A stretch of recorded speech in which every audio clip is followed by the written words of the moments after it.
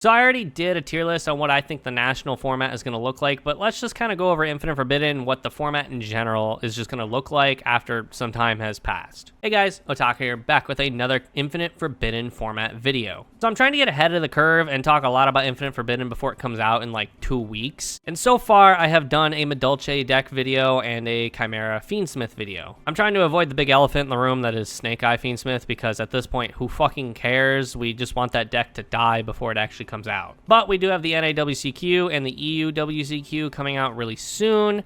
And on top of that, we just kind of have a whole new format going on with Infinite Forbidden that we'll probably have to deal with at locals. So I kind of wanted to make a tier list and rank where I think all the relevant decks are going to be for that format, and just really talk about in depth what some of them are capable of and realistically where they stand. However, before I do, I have noticed that a great deal of you that watch my videos are not already subscribed. So if you like competitive Yu-Gi-Oh content, be sure to subscribe to the channel, hit that bell button for future notifications of when I upload, leave a like on the video, and comment below what your thoughts are on today's video. But with that, let's just jump into it. So as you can see here, I have what is going to be most of the relevant decks that are either currently out or going to be released in Infinite Forbidden, along with some decks that are getting support or just notable to talk about in that format. We of course have Tier 1. These are going to be the best decks in the room. There's not going to be very many up here. Tier 1.5, these are decks that have potential to fight the meta, which of course are going to be Snake Eye Fiendsmith unless something drastically changes really soon.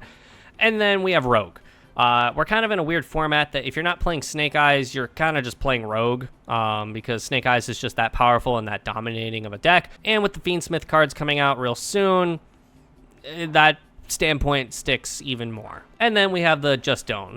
These are decks that I just don't think are worth playing in the next format, but you know, to each their own. And of course, to start, we are going to be talking about the Snake Eyes and Snake Eyes variants. So realistically, unless we get a ban list really soon, either before the NAWCQ or shortly after, unless something drastically changes, this deck is still going to be very powerful. And I still think that even after the ban list, this deck is still going to be one of the best decks in the room, if not still the best deck in the room, unless Konami literally takes a guillotine to something very valuable to the deck.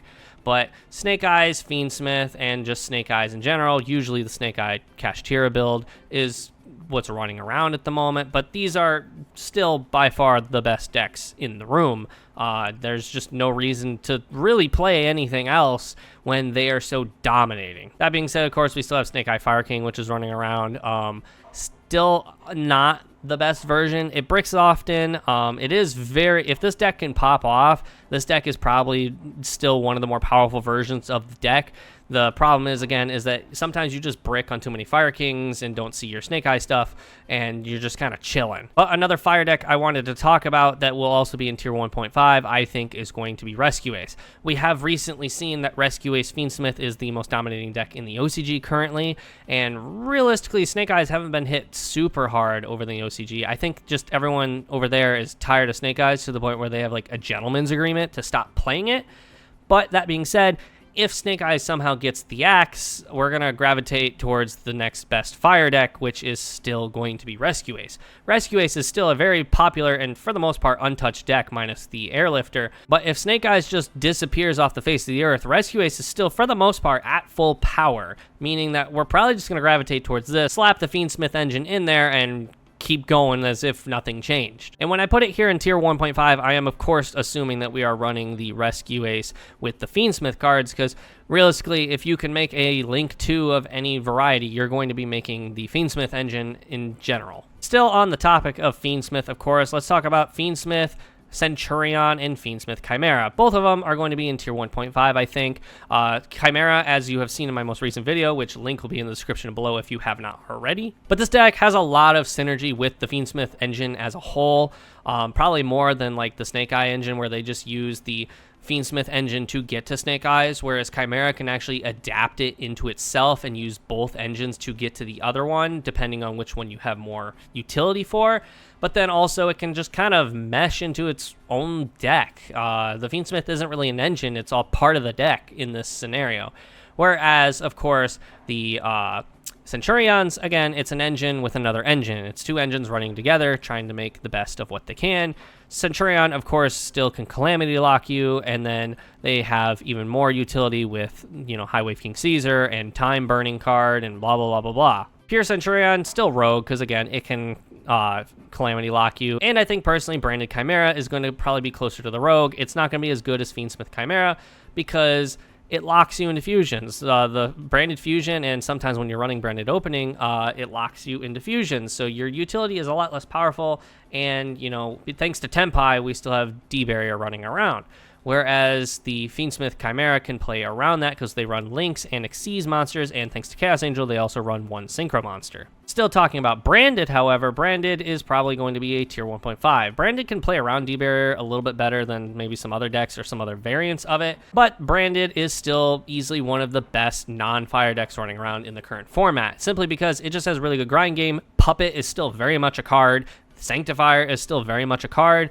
It just has an auto win condition that just makes the deck very consistent, very popular, and it can blow through all of these hand traps that are running in the current format. And thanks to the fact that most of the cards have graveyard effects on end phase, the end phase is a whole nother turn essentially for Branded. Nib doesn't really even do much either. They have to do a well-timed Nib, and even then it could be consequential. Branded is, again, another deck that, unless something changes on a future ban list, it's going to still be one of the top decks in the format because it can blow through all these hand traps, and it can just very consistently keep up a grind game with Snake Eyes and, you know, lock with Puppet. If Puppet gets banned or Sanctifier gets banned, most likely Sanctifier, we could see Branded kind of fall in the ranks until Branded players find a new alternate win condition, which will probably be like the trap card Give and Take, I think is what it's called, which is just super easy to get to because they also play Thrust in Branded. We're going to move on to the Flouanderies. I am in the boat that you should just not play Flouanderies in the next format. Flouanderies, I think, has been replaced as one of the best shifter decks in the format, simply because, we'll get to it later, Ritual Beast now has support and is actually playable. Flouanderies will also be severely hurt if that Molcharmy or Molchummy, whatever that card is, if it actually is relevant enough to be played in the sideboard. We won't see it in main decks, but we will see it in sideboards most likely. And if that card actually hits the format in an effective way, Flouanderies just kind of dies, because if they just keep normal summoning, you're just going to keep drawing, and you're going to draw plenty of outs to out their fairly underwhelming board. That being said, Flouanderies, of course, is still a shifter deck, so if, you know, Molcharmy is not seen, because you still have to see it, then Flouanderies still sets up a decent enough board, and plus shifter kind of shuts out Snake Eye in some weird way. That being said, I still don't think this is a deck worth playing in this upcoming format. I think it is just getting power crept into oblivion. Lightsworns, we don't really see Lightsworns doing a whole lot right now. Lightsworns are being paired with Tyr, and I forgot to put Tyr on here, but I would also put Tyr and just don't. Maybe Rogue, if that. Simply because they're just not setting up powerful enough end boards to really make a difference. Could be changed if we see a ban list in the near future. Again, this whole tier list is based off the fact that we don't see a ban list really soon.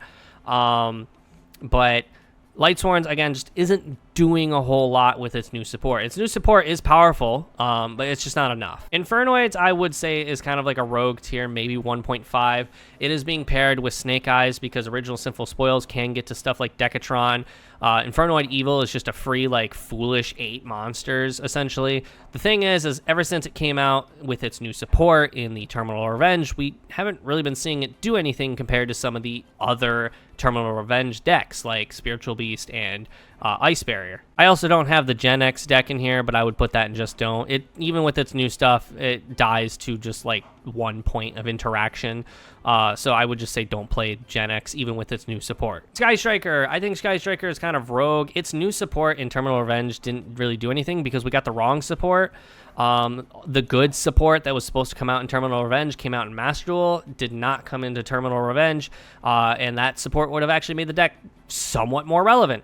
That being said, Sky Striker Orchest is still a very good deck even now. Has a lot of points of interaction. However, it does die to certain interactions or certain just effects. So I would put it in Rogue, probably very close to the just don't category. Gimmick Puppets. I would put Gimmick Puppet in 1.5. I think Gimmick Puppet's going to go through a phase where it is very powerful because it has that FTK strategy. People are going to be siding like Vitos to pop the field spell. Realize that Gimmick Puppet really isn't like that great of a deck, and then it's going to kind of fall into like a rogue or even like a tier 2 position where people are going to know how to play against it, know where to hit it, etc. even with the field spell being up. We are currently seeing this in the OCG. Gimmick Puppet did kind of make a big storm when it first came out, FTKing people, all that. And then even before the ban list, it was kind of falling out of contention. But then again, the OCG they play a little bit more of an honor rule over there, where just scummy strategies are not very popular. But I do foresee Gimmick Puppet maybe falling out of contention fairly quickly. Kashtira. I had to put Kashtira in Rogue. I think Kashtira is better as an engine currently than it is as a full-fledged deck. It is, of course, still one of the best shifter decks. It is playing shifter, has a lot of points of interaction, but like I said, it's probably a better engine right now than it is a deck. Rogue, pure Kashtira, still does things. Rank 7s are still very powerful, but I don't foresee this deck being very relevant in the upcoming format. Labyrinth, again, I think is also Rogue. Lab is just one of those decks that, like, we kept coping, myself included, for format upon format upon format, because every new wave of support or every deck or every card that came out that involved a trap card, we just were like, oh my god, this is going to go great in Labyrinth. And it just wasn't doing anything. Well, now Labyrinth is every so often getting good tops. It has a pretty good matchup against Snake Eye, as long as they see the right cards.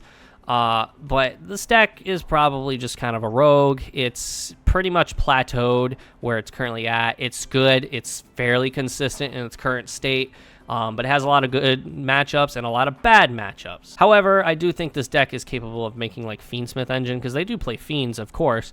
So they could go like Fiendsmith Engine, get certain pieces that they need in the graveyard into the graveyard, so that way they can have more consistent plays. But for the most part, I don't think this deck is going to do nearly as much as what we have in Tier 1.5. Ice Barrier. I think Ice Barrier pure as a deck is very consistent. It's fairly strong, but it's not enough. They heavily rely off of making Bahamut and Toad before Summon 5, so that way they can play around Nibiru, because Nibiru kills their entire game plan. And the way I see it is if you have to summon an Omni Negate before Summon 5 just to play around Nibiru, then you're just asking to not be as relevant in a 21 hand trap format. That being said, it is still fairly decent. I would put it at like the top of Rogue. It does, if it can set up its full board, have a very formidable board, very good grind game, a lot of recursion. The problem is I think the Ice Barrier cards that are being played in Sprite are better for Sprite than the new Ice Barrier cards in general are. Lancia is just a problem, though. That card is insane if that hits the board, but again, I think this deck dies to too many forms of interaction in a format that is filled with forms of interaction. Madolche, you all saw my video I uploaded earlier this week. Link will be in the description below if you haven't already. I think Madolche, and this might be biased, but I think Madolche is going to be a Tier 1.5, possibly high Rogue. Because, like I've mentioned before, Madolche is a deck that will die to multiple forms of interaction if they don't have the outs to it. They can play around certain forms of interaction with the Teacher Glass Souffle. But they do set up very strong boards with a very powerful form of interaction, which is non-target spinning. If you don't know what spinning is, it's when you send a card from the field back to the deck. They also have the new trap card, which bounces back to the hand. The deck has very powerful forms of interaction that are hard to interact with. So if the deck is able to set up its full end board, it's going to most likely win that game. It also can set up the Secret Village of Spellcasters, so you can't nuke the board with like Duster or with Lightning Storm or Raigeki for some reason. Melodious, I think Melodious is still going to be a very powerful deck, even in the next format. Asinato is still a very incredibly powerful card. Same with First Movement Solo. This deck just has a lot of good forms of interaction as well, just like the Madolches. It's able to set up very powerful boards. I don't believe they do the same end board like they do with the engine of the Melodious engine. That being said, with Fiendsmith coming out, the Melodious engine as an engine will be null and void for the most part. The only reason it might be played still is because it's a more affordable engine than the Fiendsmith engine.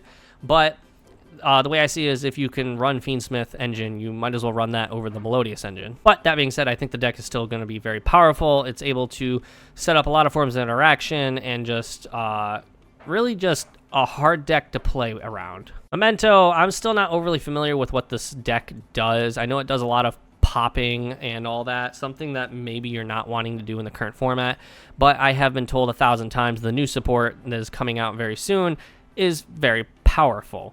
Again, I'm speaking from a lack of experience, so because of that, I'm going to put it in Rogue.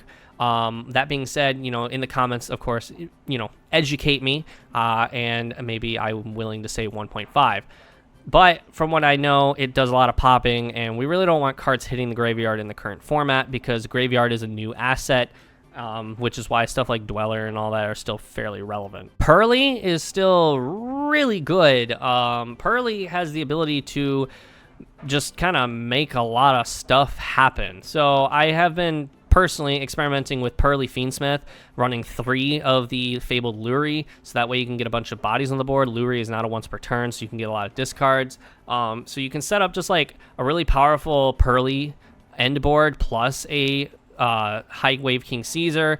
You have the burn cards, so that way Pearly isn't losing to time all the time. And then of course I'm running the adventure engine. So again, keep an eye out for that video. I am still toying around with the idea. It's more of like an all gas Pearly as opposed to an all hand trap Pearly. So we're focusing less on drawing cards on our opponent's turn and just realistically trying to build a very powerful board. That being said, most people are probably still going to play hand trap Pearly unless that idea takes off. But hand trap Pearly is still good in a format that runs a lot of hand traps. The problem is that Pearly dies to a lot of forms of hand traps. Unless you get the field spell on board, you are getting targeted by Imperm, Veiler, or Mourner. Ash is still very problematic. They can interrupt you before you can attach. There's a lot of forms of interaction with Pearly that can be very annoying.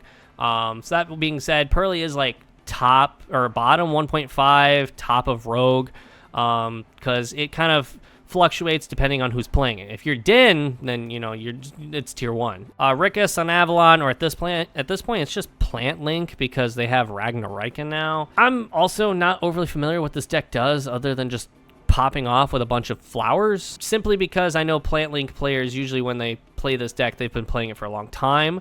I will put it in tier 1.5. I think it will be able to perform with the right pilot, but other than that, I'm still not familiar with like what the new stuff does for this deck. Ritual Beast. Ritual Beast is going to be same as like Gimmick Puppet. It's going to be going through like phases. So Ritual Beasts is a very somewhat old archetype, and a lot of people in modern day Yu-Gi-Oh don't really know what a lot of the older cards of Yu-Gi-Oh do.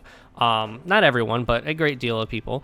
And Ritual Beast just got support in Terminal Revenge, something that makes the deck actually really, really good.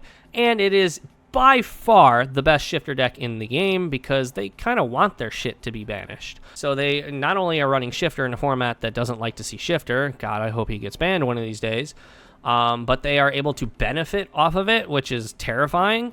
So yeah, and this deck also sets up just very powerful end boards on top of that. They're really good at breaking boards too. So, but I also think that Ritual Beast will go through the phase where not everyone's familiar with the deck does, and once we get familiar, it'll kind of fall out of contention.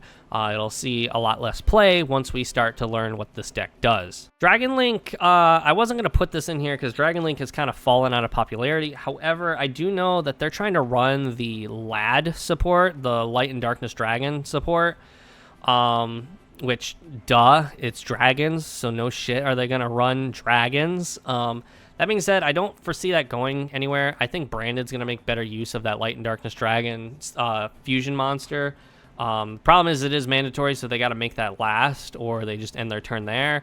But I don't foresee Dragon Link really getting a big boost in power level with that. Runic, this is just essentially stun. Every stun deck is going to be clumped into this one image, this one JPEG.